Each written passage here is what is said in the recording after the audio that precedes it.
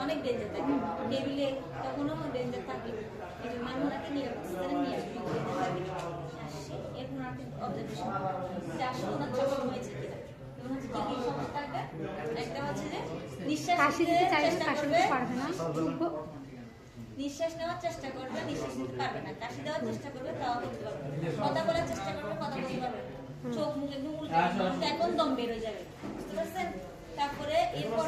মুখ ফ্যাকাশে হয়ে যাবে নাকের ডগা এবং হচ্ছে ঠোঁট জিহ্বা এগুলো নীল বর্ণ ধারণ করবে উনি গলায় হাত দিবে কিছু একটা বের করার চেষ্টা করবে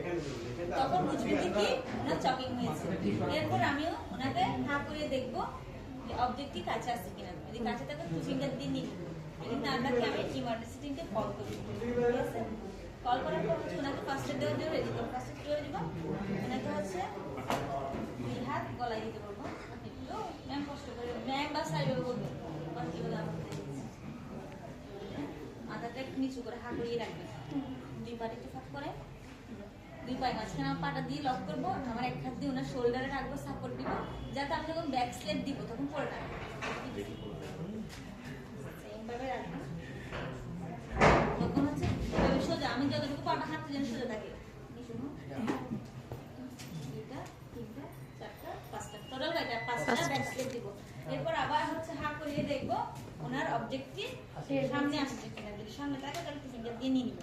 যদি নিতে না পারে তখন আমি পরবর্তী স্টেপে যাব পরবর্তী স্টেপটা হচ্ছে অ্যাবডোমিনাল প্রেস কি হবে আমার এক হাত মুষ্টিবদ্ধ করবে এইভাবে আঙ্গুলের ভেতরে ঢুকাবো মুষ্টিবদ্ধ আর এক হাতে সাপোর্ট কোথায় করবো রিপসের নিচে নাভির উপরে এই রিপসের নিচে নাভির উপরে এবং কিভাবে হাতটা এরকম করে করে কয়টি দিব অ্যাবডোমিনাল প্রেস দিব এমন করে দিব যাতে ওই ব্যক্তিটা বমি করে বমি করে দিলে ওনার ওই যে আটকে আছে বের হয়ে যাওয়ার সম্ভাবনা অনেক জোরে প্রেসার দিতে হবে ঠিক আছে লাস্টে অ্যাবডোমিনাল প্রেস দিব আবার চেক করবে মুখে মানে অবজেক্ট কাছে আসছে যদি কাছে আসে তো ফিঙ্গার দিয়ে নিয়ে নেবে যদি না আসে আমার প্রসিডিউর ততক্ষণ করতে থাকবো যতক্ষণ না ইমার্জেন্সি টিম না আসে ইমার্জেন্সি টিম আসলে ওনাকে হ্যান্ড ওভার করবো প্রয়োজন আমি সাথে যাবো প্রয়োজন না বিদায় নেব যদি ওনার মাঝখানে হচ্ছে কি চলে আসে অবজেক্টের কাছে চলে আসছে তখন হচ্ছে আমি কি করবো ওনার সাথে রাখবো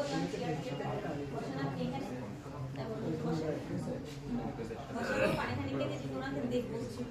অবজারভেশন রাখবো দেখছি না ওনার অবস্থা উন্নতি হচ্ছে ঠিক আছে স্বাভাবিক হয়ে যাচ্ছে তখন আমি ওনার থেকে বিদায় নেব দেখছি না ওনার হচ্ছে নীল বর্ণগুলো আরো বেড়ে যাচ্ছে আরো বেশি নীল হয়ে যাচ্ছে অক্সিজেনের অবস্থা অবনতি হচ্ছে তখন কি করবো